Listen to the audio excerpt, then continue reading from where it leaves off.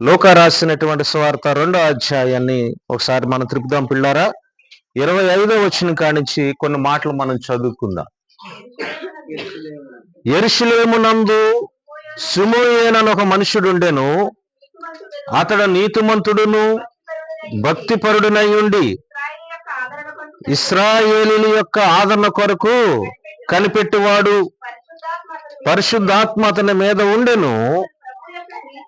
అతడు ప్రభు యొక్క క్రీస్తును చూడక మునుపు మరణము పొందడని అతనికి పరిశుద్ధాత్మ చేత బయలుపరచబడి ఉండెను.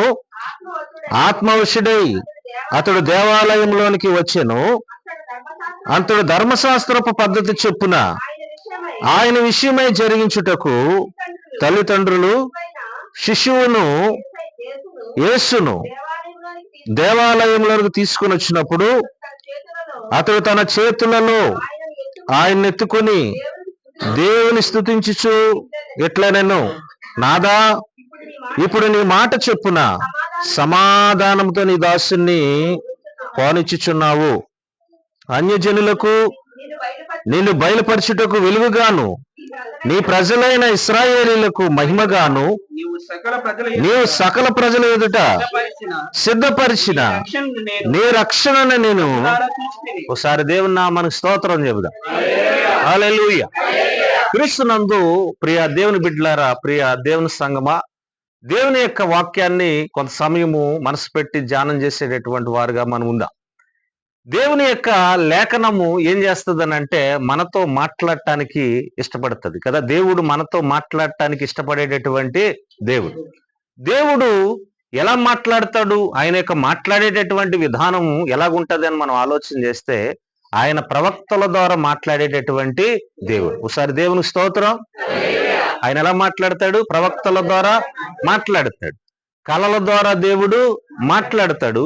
దర్శనముల ద్వారా కూడా దేవుడు మాట్లాడతాడు. వీటికి మించి ఇంకా మనకు అర్థమయ్యేటటువంటి రీతిలో మాట్లాడే విధానం ఏదన్నా ఉందనంటే ఆయన వాక్యము ద్వారా మాట్లాడేటటువంటి దేవుడు. ఒకసారి దేవుని నామానికి స్తోత్రం. అందుకనే దేవుని యొక్క వాక్యాన్ని మనం ఏం చేయాలంటే we try to understand the word of God. దేవుని వాక్యాన్ని మనం ఏం చేయాలంటే అర్థం చేసుకోవటానికి మనం ప్రయత్నము చేయాలి. ఏం చేయాలి?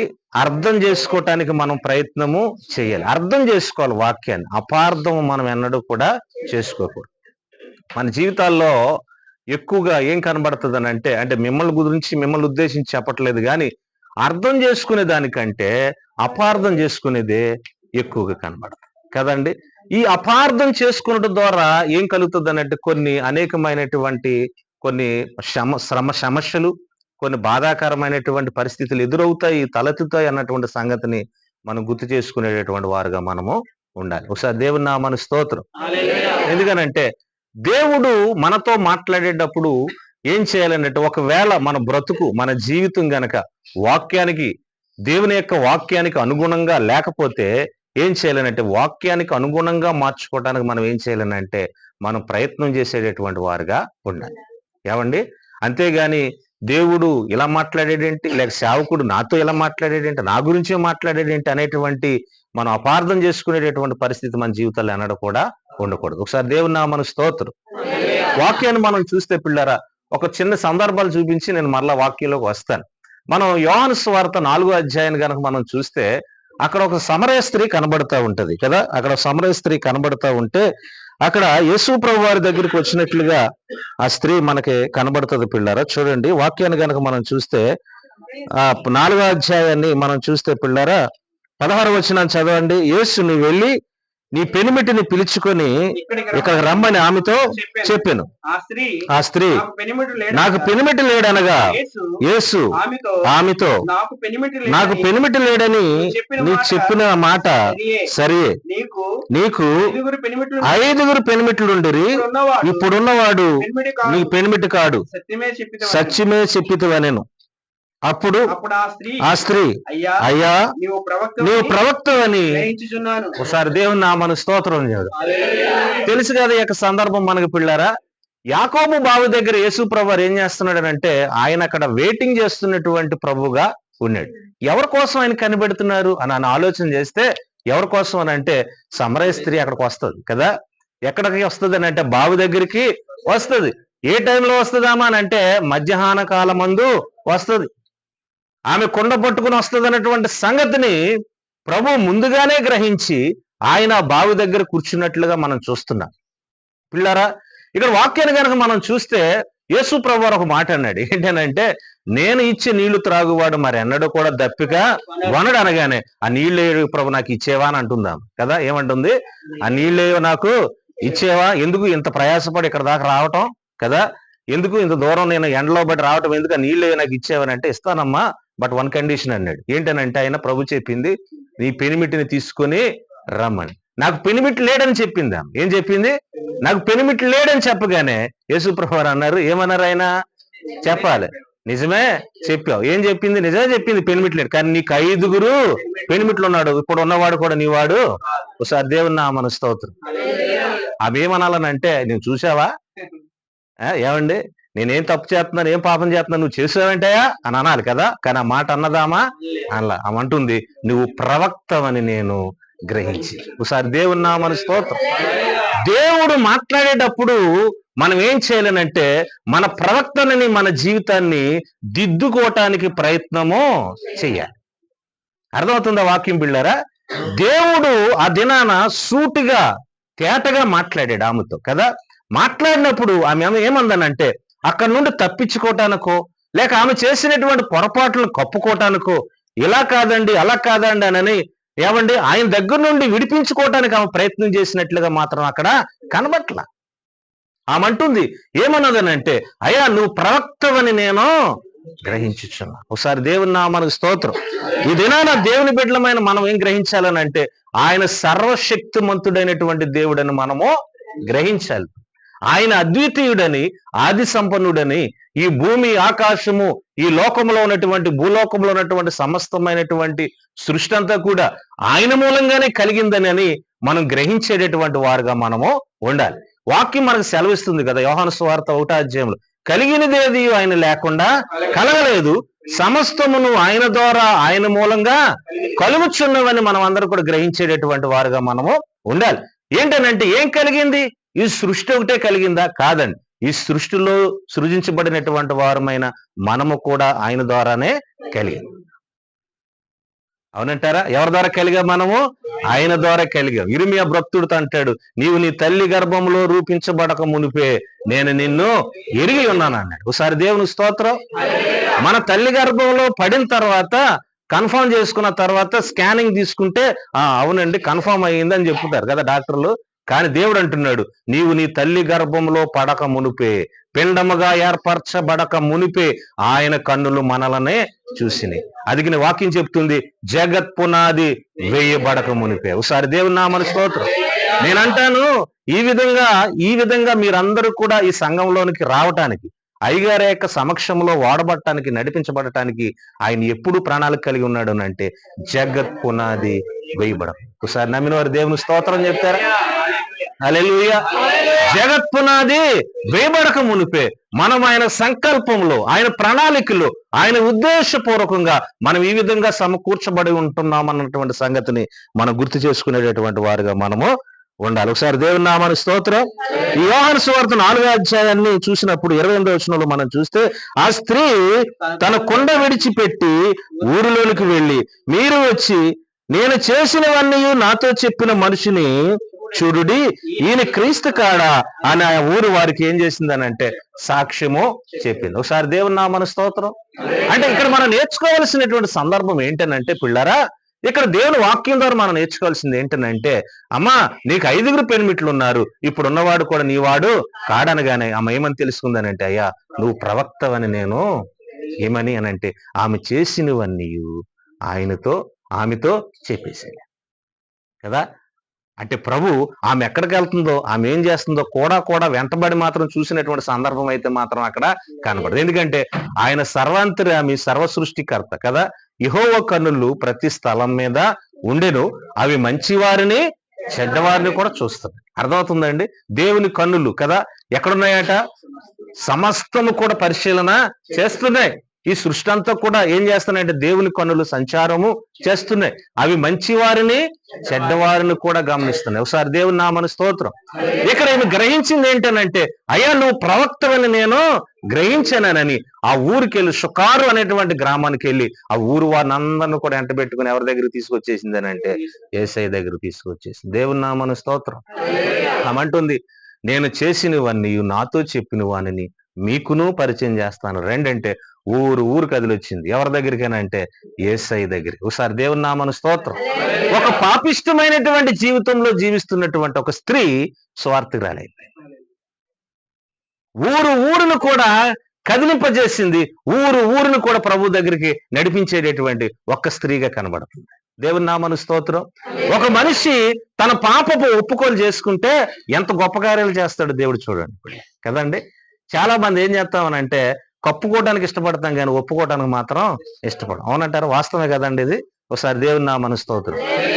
ఏం చేస్తామంటే నువ్వేదన్నా దొంగతనం చేసావా అని అడిగామనుకోండి, చేసినండి ఆడేమంటాడు, చేశానని అంటాడా? భలేపైనా నువ్వేనా చూసావేంటంటే, నిజం చూసినా కానీ నేను ఎక్కడ చేశానండి కదా, నువ్వు పాపం చేసావు కదా అని అంటే, నువ్వు చూసావా నన్ను అని అంటే కదా. అంటే ఎవరైనా ఏదైనా ఒక తప్పు చేస్తే, ఏదైనా పాపం చేస్తే ఏమండి నేను చేశాను అని ఒప్పుకోవటానికి ఇష్టపడం కానీ దాన్ని ఏదో విధంగా కప్పుకోవటానికి మనము ప్రయత్నం చేస్తాం. దేవుడు అంటాడు, అతిక్రమములు దాచిపెట్టువాడు వర్ధి. అంటే ఆత్మీయ జీవితంలో మనం వర్ధిల్లాలంటే ఏమండి మనం చేసినటువంటి తప్పిదాలను మనం ఏం చేయాలనంటే, పాపాలను ఏం చేయాలనంటే ఒప్పుకో. ఏం చేయాలి చెప్తారు అందరూ సార్ ఆ మాట. ఏం చేయాలట అంటే ఎవరు కూడా పరిశుద్ధులు కాదు భూమి మీద కదండి. నీతిమంతుడు లేడు, ఒక్కడును లేడు. అందరూ కూడా పాపము చేసి దేవుడు అనుగ్రహించే మహిమను పొందలేకపోతున్నారు. మనం అర్థమవుతుందండి. వాక్యం చెప్తుంది ఏంటంటే నీతిమంతుడు ఎవరు లేరు, ఒక యేసు ప్రభువారు తప్ప కదండి, ఒక దేవుడు తప్ప. ఆయన ద్వారే మనం అందరము కూడా నీతిమంతులుగాను పరిశుద్ధులుగాను తీర్చబడుతున్నాము. ఒకసారి దేవుని నామమున స్తోత్రం. ఆయన చిందించిన రక్తము చేత ఏమండి ఆయన చిందించినటువంటి ఆ యొక్క ప్రశస్తమైనటువంటి రక్తము చేత మన పాపాలను కడుక్కుంటే, మన తప్పిదాలను ఒప్పుకుంటే అప్పుడు మనమేం చేయబడుతున్నామని అంటే నీతిమంతులుగాను పరిశుద్ధులుగాను మనం తీర్చబడుతున్నాము అన్న సంగతిని మనం గుర్తు చేసుకోవాలి. దేవుని నామమున స్తోత్రం. అది మన గొప్పతనం కాదు కదండి. నీతి అనేది మన గొప్పతనం కాదు. పరిశుద్ధంగా తీర్చబడతాం అనేది మన యొక్క గొప్పతనం అసలు కానే కాదు. యెషయా భక్తుడిని అడిగితే అంటాడు, మన నీతి మురుకు గుడ్డను పోలి ఉందంట. అర్థమైంది? మురుకు గుడ్డ ఎవరిని ఇష్టపడతారండి? ఏమండి మసిగుడ్డ ఎక్కడ పెడతాం మనం? బెడ్రూమ్ లో పెట్టుకుంటామా, కిచెన్ లో పెట్టుకుంటామా? కిచెన్ లో కూడా ఎక్కడ ఏదో మూల పడేస్తాం కదా. అదేమి స్మెల్ ఏం రాదు, కానీ చూడటానికి ఎలా ఉంటదని అంటే అందవికారంగా ఉంటుంది. దాన్ని పట్టుకుంటే ఎక్కడ దానుకున్నది మనకు అంటుకుంటుందోనని చాలా జాగ్రత్తగా పట్టుకుంటారు. ఎవరు? స్త్రీలైనా మీరే కదండి. ఒకసారి దేవుని నామానికి స్తోత్రం చెప్దాం ఒకసారి అందరూ కూడా. ఆయన అంటాడు, యెషయా భక్తుడు అంటాడు, ఏమంటాడు, మన స్వనీతి మన నీతి ఎలాగుంటుందనంటే మురికి గుడ్డనే పోలి ఉంది. మరి ఎలా నీతిమంతులుగా తీర్చబడతామనంటే ఒక ప్రభు అయినటువంటి యేసు క్రీస్తు వారి ద్వారా మాత్రమే మన నీతిమంతులుగా పరిశుద్ధులుగా తీర్చబడుతున్నాం. దేవుని నామానికి స్తోత్రం చెప్దాం. ఇప్పుడు వాక్యం చెప్తుంది ఏంటనంటే, ఏం చెప్తుందనంటే మన అతిక్రమములను మన పాపములను మనం ఒప్పుకుంటే ఆయన నమ్మదగిన వాడును నీతిమంతుడు. ఏమై ఉన్నాడట? నమ్మదగిన వాడును నీతిమంతుడు. ఒకసారి దేవుని నామమున స్తోత్రం. అందుకనే అతిక్రమంలో మనం దాచిపెట్టకూడదు. ఏం చేయాలనంటే వాటిని ఒప్పుకునేటటువంటి వారుగా మనము ఉండాలి. ఒకసారి చూడండి సమూయేలు 2వ గ్రంథాన్ని ఒకసారి తిప్పుదాం పిల్లారా. సమూయేలు 2వ గ్రంథాన్ని ఒకసారి మనం తిప్పుదాం. 11వ అధ్యాయం 12వ అధ్యాయాన్ని మనం చూద్దాం. 7వ వచనాన్ని కనుక మనం చదివితే సమూయేలు 2వ గ్రంథం 12వ అధ్యాయం 7వ వచనం, నాతాను దావీదును చూచి, ఆ మనుషుడవు నీవే, ఇశ్రాయేలు దేవుడైన యెహోవా సెలవిచ్చినదేమనగా, ఇశ్రాయేలీల మీద నేను నిన్ను రాజుగా పట్టాభిషేకం చేసి సౌలు చేతిలో నుండి నిన్ను విడిపించి నీ యజమానుని నగరిని నీకు. ఒకసారి దేవుని నామమునకు స్తోత్రం. ఒకసారి దేవుని స్తోత్రం చెప్దామండి. ఈ సందర్భాన్ని మీకు ఎందుకు చూపిస్తున్నానంటే ఇందాక మనం జ్ఞానం చేసినటువంటి సందర్భానికి కూడా ఇది సింక్ అవుతా ఉంటుంది. దావీదు రాజు అయిన తర్వాత ఏమైన తర్వాత ఇశ్రాయేలు ప్రజల మీద రాజుగా నియమించబడిన తర్వాత, దేవుడు ఎన్నుకున్న తర్వాత చక్రవర్తిగా పరిపాలన చేస్తున్నటువంటి దినాల్లో ఈ వాజ్ ఎ రూలర్. ఆ సమయంలో పరిపాలన చేస్తున్నటువంటి కాలంలో ఏం చేశాడు అంటే అందరూ కూడా పోయి యుద్ధం చేస్తా ఉంటే ఈయన ఎక్కడున్నాడని అంటే ఇంటికాడ మేడ మీద అటు ఇటు తిరుగుతున్నాడట. ఒకసారి దేవుని నామమున స్తోత్రం. అందుకనే మనం దేవుని పని జరుగుతున్నప్పుడు దేవుని పని చేసేటటువంటి వారుగా మనము ఉండాలి. అర్థమైందండి? దేవుని మందిరంలో దేవుని సేవకుడు ఏదైనా మనకు మీటింగ్ పెట్టాడు అనుకోండి, ఆయన ఏదైనా ఒక సభ పెట్టారు, లేక ఏదైనా కార్యక్రమం జరుగుతున్నప్పుడు సంఘం అంతా కూడా కుటుంబంగా కలిసి ఎక్కడికి రావాలని అంటే మందిరంలోనికి మనము రావాలి. ఒకసారి దేవుని నామమున స్తోత్రం. ఎందుకనంటే మాటలు చెప్తున్నాను. ఒకవేళ దేవుని పని చేయవలసినటువంటి సమయంలో దేవుని పని చేయకపోతే అపవాది మనల్ని ఏం చేస్తాడనంటే దేవుని పని నుండి డైవర్ట్ చేసి ఆడి పనిలోనికి మనిషిని మళ్లించేస్తాడు. జాగ్రత్త. ఇక బెస్ట్ ఎగ్జాంపుల్ ఏంటనంటే ఇదే. ఇక్కడ వాక్యాన్ని కనుక మనం చూస్తే ఏం కనబడద్ది? 11:2 ప్రకారంగా చదివితే, ఒకానొక దినమున ప్రొద్దుగుంకు వేళ దావీదు పడక మీద నుండి లేచి రాజనగరి మిద్దె మీద నడుచుచు పైనుండి చూచుచుండగా స్నానము చెయ్యి ఒక స్త్రీ కనబడిన. చూస్తున్నారండి వాక్యం? తీయండి ఒకసారి. సమూయేలు 2వ గ్రంథము 11వ అధ్యాయం 2వ మాట చదువుకుందాం. అదే ఒకానొక దినమున అన్నకాని చదవండి. ఒకానొక దినమున ప్రొద్దుగుంకు వేళ దావీదు పడక మీద నుండి లేచి రాజనగరి మిద్దె మీద నడుచుచు పైనుండి చూచుచుండగా స్నానము చేయుచు ఒక స్త్రీ కనబడింది. ఆమె బహు సౌందర్యవతి అయి ఉండుట చూచి దావీదు దాని సమాచారం తెలుసుకున్నటకు ఒక దూతను పంపెను. అతడు వచ్చి ఆమె ఏలియా కుమార్తెయు ఇత్తీయుడకు ఊరియా భార్య అయిన బత్షెబ అని తెలపబడెను. ఒకసారి దేవుని నామానికి స్తోత్రం చెబుతాం. ఏమండి, ఇశ్రాయేలు ప్రజలు ఏం చేస్తున్నారనంటే శత్రువులతో యుద్ధం చేస్తా ఉంటే దావీదట ఇంటికాడ మిద్ది మీదకి ఎక్కి ఏం చేస్తున్నాడనంటే అటు ఇటు తిరుగుతున్నాడట. ఏం చేస్తున్నాడట? అటు ఇటు తిరుగుతుంటే ఒక స్త్రీ కనబడింది. ఆమె పేరు ఏంటనంటే బత్షెబ. ఏం పేరంటండి? ఆమె బత్షెబ. ఆమె స్నానం చేస్తుంటే ఏమి చూసి ఈయన ఏం చేశాడనంటే ఆమెను ఇంటికి రప్పించుకొని ఆమెతో పాపము చేశాడు. దేవుని కోపము ఎవరి మీద దిగి వచ్చిందని అంటే దావీదు మీదకే దిగి వచ్చింది. దేవుని నామానికి స్తోత్రం. ఇప్పుడు నాతాను ప్రవక్తని దేవుడు ఏర్పాటు చేసుకుని వెళ్ళి దావీదుతో ఈ విషయాన్ని చెప్పమంటున్నాడు. ఏంటనంటే నిన్ను రాజుగా నియమించినందుకు నేను బాధపడుతున్నాను అన్నటువంటి సంగతిని దావీదుకి చెప్పమంటున్నాడు. ఒకసారి దేవుని నామానికి స్తోత్రం. నిజమే పిల్లారా, దేవుని ప్రజలుగా మనం ఏం చేయాలని అంటే దేవుని బిడ్డలుగా మనం దేవుని చిత్తంలో నడిచేటటువంటి వారుగా మనం ఉండాలి తప్ప దేవుని చిత్తంలో నుండి వాక్యంలో నుండి మనం వైతొలిగేటటువంటి వారుగా మనం ఎన్నడూ కూడా ఉండకూడదు. చూడండి, నిజమే కదా. అసలు సౌలు రాజు ఎప్పుడో చంపేయాలి ఎవరినేనంటే దావీదుని. కానీ ఎంత గీట కూడా పడకుండా తప్పించింది ఎవరునంటే దేవుడే కదా. ఒకసారి దేవుని నామమున స్తోత్రం చెప్దామండి. ఒకసారి దేవునికి స్తోత్రం చెబుదాం. ఏమండి, పలుమార్లు ఈటి విసిరాడు ఎవరునంటే సౌలు. ఎవరి మీదకి? దావీదు మీద కదా. ఎప్పుడో చచ్చిపోవాలి. అసలు సౌలు యొక్క ప్రణాళిక ఏంటంటే గోడకి ఈటుతో గుచ్చి తగిలిచ్చేద్దాం అనుకున్నాడు కదా. ఒక ఫోటో ఫ్రేమ్ని వాళ్ళకి తగిలిచ్చినట్లుగా ఏమండి దావీదు యొక్క బాడీని గోడకు తగిలిచ్చేద్దాం అనుకున్నాడు ఈటుతో. ఎవరోనంటే సౌలు. దేవుని నామానికి స్తోత్రం. అయితే ఏమి కూడా సౌలు యొక్క కబంధాస్తాల కిందకి రాకుండా, సౌలు యొక్క చేతుల కిందకి చేతుల్లో పడకుండా తప్పించింది దావీదుని ఎవరోనంటే దేవుడే కదా. దేవుడే కదండి. ఒకసారి దేవుని నామానికి స్తోత్రం. ఇప్పుడు ఒక స్థితి కలిగిన తర్వాత, రాజుగా సింహాసనం వచ్చిన తర్వాత, పరిపాలన చేస్తున్నటువంటి సమయంలో, రూలర్ చేస్తున్నటువంటి సమయంలో దేవుని పని చేయక ఏం చేస్తున్నాడనంటే అపవాది క్రియలు జరిగించేటటువంటి వ్యక్తిగా ఉన్నాడు. అందుకని నాతాను ప్రవక్త వచ్చి 12వ అధ్యాయంలో చిన్న స్టోరీ చెప్పాడు కదా. ఆ కథ అంతా చెప్పిన తర్వాత ఆ వ్యక్తి ఎవడో నాకు చెప్పండి, ఆడు బతకూడదని అంటే ఏళ్ళు అంటున్నాడు, ఆ మనుషుడవు నీవే. ఒకసారి దేవుని నామానికి స్తోత్రం చెప్పండి ఒకసారి అందరూ. ఇక్కడ గొప్ప విషయం ఏంటో తెలుసా? చేస్తున్నటువంటి పాపాన్ని ఖండించడం కూడా గొప్ప వరమే. దేవుని నామానికి స్తోత్రం.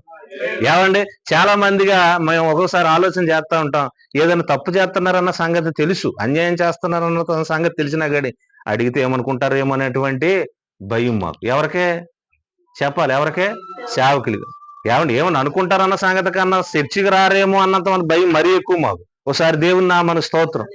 ఇక్కడ మన నాతాను ప్రవక్తను గనక జ్ఞాపం చేసుకుంటే ఆయన అంటాడు, ఆ మనుష్యుడవు. ఎంత స్ట్రైట్ ఫార్వర్డ్ గా చెప్పాడు చూడండి. ఎవరితో అంటున్నాడు అన్నమాట? రాజుతో. ఇప్పుడు ముఖ్యమంత్రి దగ్గరికి వెళ్ళి నువ్వు ఇక్కడ దేశంలో రాష్ట్రంలో ఉన్నటువంటి సొమ్ము అంతా కూడా తినేస్తున్నావు అని అనగలుగుతారు ఎవరన్నా అండి? ఆ ఎంత తినేసినా గాని నువ్వు మహానుభావుడు రా బాబు, నువ్వు దేవుడు నాయన దండాలు పెట్టాలి కదండి. కానీ చూడండి ప్రవక్త ఎంత స్ట్రైట్ ఫార్వర్డ్ చెప్తున్నాడు, ఆ పాపం చేసింది నీవు. ఒకసారి దేవుని నామను స్తోత్రం చెప్దాం ఒకసారి అందరికీ కూడా. బాప్తిజం ఇచ్చి యోహాను కూడా వెళ్ళి ఓ మాట అన్నాడు కదా, ఏమని? నీవు నీ సహోదరి భార్య అయినటువంటి హేరోదిని ఉంచుకున్నావు అన్న బలిపదం వాడాడు దేవుడు కదా. ఒకసారి దేవుని నామను స్తోత్రం. అదిరిపడిపోయాడు ఆయన రాజు. ఒకసారి దేవుని నామను స్తోత్రం. ఆ ధైర్యము, ఆ కెపాసిటీ, అథారిటీ ఎవరికి కనబడుతుంది అంటే దేవుని ఆత్మ చేత నింపబడినటువంటి దేవుని సేవకులకు మాత్రమే. దేవుని నామను స్తోత్రం. అందుకని ఒకవేళ దైవజనులు, దేవుని సేవకులు వాక్యం ద్వారా మిమ్మల్ని ఖండించినా, ఒకవేళ పర్సనల్ గా వచ్చి ఇలా కాదని చెప్పినా మనం బాధపడకూడదండి, నొచ్చుకోకూడదు కదా. నీతిమంతుడు నన్ను గద్దించుట నాకు తైలాభిషేకం. ఒకసారి దేవుని స్తోత్రం. ఏమండి, ఏం చేయడం అని అంటే మనల్ని ఏదైనా మాట అంటున్నప్పుడు, తప్పు సరిదిద్దుతున్నప్పుడు, అలా కాదు ఇలా ఉండండి, ఇలా కాదు అలా బ్రతకండి అని చెప్పినప్పుడు మన జీవితాలు నొచ్చుకోకూడదు. పిల్ల దిద్దుబాటు మనకు అసహ్యము కాకూడదు. అర్థమైందా? దిద్దేటటువంటి వారుగా ఉండాలి. పైగా మనం ఏం పాట పాడతాం? నన్ను దిద్దుము చిన్న. అబ్బాయి ఎంత బాగా పాడతారండి, ఎంత చక్కగా. వాయిద్యాలు కూడా వాయించక్కర్లా, అంత చక్కగా ఉంటుంది మన వాయిస్ కదా. కానీ మనల్ని మాత్రం దిద్దితే మాత్రం ఒప్పుకోం మనం కదండి. వాస్తవేనంటారా? ఒకసారి దేవుని నామన స్తోత్రం. కానీ నీతిమంతుడు మనల్ని గద్దించుట అది మనకే తైలాభిషేకం. ఒకసారి దేవుని నామన స్తోత్రం. వాక్యాన్ని మనం చూసినప్పుడు నాతాను ప్రవక్త వచ్చి అంటున్నాడు, ఆ మనుష్యుడవు అన్నప్పుడు 13వ వచనంలో దావీదు అంటాడు, నేను పాపము చేసి. చూడండి 12వ అధ్యాయం, మొదటి సమూయేలు గ్రంథం 12వ అధ్యాయం 13వ వచనంలో, నేను పాపము చేసి తినని దావీదు నాతానుతో అంటే చూసారా, అతిక్రమములను దాచిపెట్టువాడు వర్ధిల్లడు, వాటిని ఒప్పుకొని ఏం చేయాలి? విడిచిపెట్టాలి. ఏం చేయాలి? ఒప్పుకొని ఏం చేయాలి? ఇక్కడ వాక్యాన్ని మనం చూస్తే ఏం కనబడుతుంది అని అంటే, వాక్యాన్ని మనం చూస్తే ఏం జ్ఞాపం వస్తుంది, దేవుడు ఏం నేర్పిస్తాడని అంటే, ఇప్పుడు నాతాను ప్రవక్త వచ్చి అంటున్నాడు, ఆ మనుష్యుడవు నీవేనంటే, అప్పుడు దావీదు అంటున్నాడు, ఏం మాట్లాడుతున్నావు నీకు తెలుసా? ఎవరితో మాట్లాడుతున్నావు తెలుసా అని అన్నాడండి దావీదు. ఒక సిటీకి ఎంతమంది వస్తారు సైనికులు? ఏవండి, అలాగ అమంతంగా తీసుకుపోయి నాతాను ప్రవక్తను కనబడకుండా చేసేస్తారు. నామరూపాలు లేకుండా. సాక్ష్యాధారాలు కూడా ఉంటాయంటారా, ఉండవంటారా? కానీ ఏమన్నాడు తెలుసు దావీదు? నేను పాపము. దావీదుకున్న గొప్పతనం ఏంటో తెలుసా? పాపము చేసిన, ఆ పాపము చేశాడన్న సంగతి తెలిసి వచ్చినప్పుడు దేవుని దగ్గర పశ్చాత్తాపడతాడు. దేవుని నామను స్తోత్రం. ఆయన అంటున్నాడు, అయ్యా నేను పాపము చేశాను, నేనే పాపం చేశాను. ఆ ఒప్పుకోలు మన దగ్గర ఉంటే ఎంత బాగుంటది కదా. పాపపు ఒప్పుకోలు ఎంత గొప్పగా ఉంటుందో తెలుసానంటే, 40 సంవత్సరాలు ఇశ్రాయేలు ప్రజల్ని ఏమండి పరిపాలన చేశాడు. ఎవరో? దావీదు. దేవుని నామను స్తోత్రం. ఆ ఘనత ఎక్కడి నుంచి వచ్చిందో తెలుసా? ఇక్కడ నుంచేనండి. దేవునికి విధేయత చూపుట పట్ల, దేవుని ఎడల భయభక్తులు కలిగి జీవించుట పట్ల, దేవుడు దిద్దుతున్నప్పుడు, దేవుడు సరిచేస్తున్నప్పుడు మనిషిని ఏమండి, అవునయ్యా నేనే తప్పిదం చేశాను, నేనే పాపం చేశాను, దయతో నన్ను మన్నించానని ఒప్పుకోలు చేసుకున్నప్పుడు దావీదుని దేవుడు ఏం చేశాడని అంటే 40 సంవత్సరాలు పరిపాలన చేసేటటువంటి రాజుగా ఉంచాడు. ఒకసారి దేవుని నామను స్తోత్రం చెప్దామా? చెప్దాం ఒకసారి అందరూ కూడా. ఒకసారి మళ్ళా లోకాసు వార్తలను ఒకసారి వద్దాం రండి పిల్లారా. లోకాసు వార్త 19వ అధ్యాయం ఒకసారి తిప్పండి. లోకాసు వార్త 19వ అధ్యాయం ఒకసారి తిప్పండి. 6వ వచనం కానించి ఒకసారి చదువుకురండి. అతడు త్వరగా దిగి సంతోషముతో ఆయనను చేర్చుకున్నాను. అందరూ అది చూచి, ఈయన పాపి అయిన మనిషిని యొద్ద బస చెయ్య వెళ్ళినని ఏం చేశారట? ఆ ఊళ్ళో వాళ్ళందరూ కూడా ఏం చేస్తున్నారు? సనుక్కుంటున్నారు కదా. ఏం చేస్తున్నారంటే అండి, సనుగుట, మర్మరింగ్. ఏమన్నా ఎంత సార్ అది ఏమంటారు? అది సనుగుకున్నట్టు ఏంటంటే మర్మరింగ్. ఓలో సనుక్కుంటున్నారు, కొనుక్కుంటున్నారు. ఎందుకనంటే జక్క ఇంటికి ఎవరు వచ్చారనంటే యేసు ప్రభువు వచ్చారు. దేవుని స్తోత్రం. ఆయన ఎవరో అన్న పదం కనబడుతుంది. ఎవరట?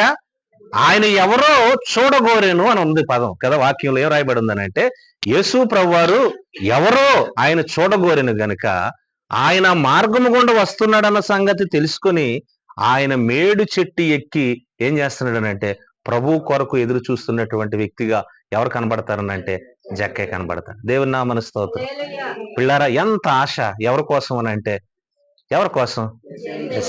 పైగా ఈయన ఎవరో ఆర్డినరీ పర్సనా, ఎంప్లాయా? ఎంప్లాయ్. అర్థమైందండి. ఏంటనంటే పన్ను వసూలు చేసుకునేటటువంటి వ్యక్తి, ట్యాక్స్ కలెక్టర్ అంటాం కదా. చూడండి, ఈయన పన్ను వసూలు చేసుకునే వ్యక్తికి ఎంత బిజీ షెడ్యూల్ ఉంటుందండి కదా. ఇదేనా దేవుని దగ్గరికి రండి అమ్మా, దేవుని ప్రార్థన మీటింగ్ జరుగుతున్నాయంటే చాలా మంది అంటా ఉంటారు, అబ్బో ఉద్యోగం అండి, అసలు సెలవు రండి మాకు. ఏమవరాట? మరి ఏదైనా ఊరు వెళ్తానికి వారం రోజులు ఎక్కడి నుంచి వస్తాయి సెలవులో? అది అర్థం కాదు. ఒకసారి దేవుని నామమునకు స్తోత్రం. మిమ్మల్ని కాదులేండి, ఇలాగ ఉంటారని చెప్తున్నాను అంతే. మీరు అందరూ మంచోళ్ళగా ఉన్నారు నా కంటికి. ఒకసారి దేవునికి స్తోత్రం చెబుదాం. హల్లెలూయా. ఏమండి, చాలా మంది అంటారు, యావయ్య కొద్ది 2 రోజులు సెలవు, భలే పని అండి అంటాడు. ఏంటంటే భలే పని అండి, అసలు ఎక్కడెక్కడ అసలు ఖాళీ ఉంటది అనుకుంటున్నారు మాకు, అసలుకి సాయంత్రం చూద్దాంలేండి అంటాడు. ఏంటిదంట? సాయంత్రం ఆయన చూడాలి కదా ముందా, నువ్వు చూసినా గాని సాయంత్రం చూస్తాడంట. అది కూడా నమ్మకం లేదు మళ్ళా ఎక్కడికి రావటాకే. దేవుని సన్నిధిలో మీటింగ్ జరుగుతుంది రండి అనంటే సాయంత్రం చూద్దామండి అంటాడు. ఒకసారి దేవుని నామమునకు స్తోత్రం. ఏం చూడండి, ఉద్యోగస్తుడే పక్కన పెట్టేశాడు, ఉద్యోగాన్ని పెట్టేశాడా లేదా? ఎవరి కోసం? ఎవరిని చూడాలనుకుంటున్నాడు?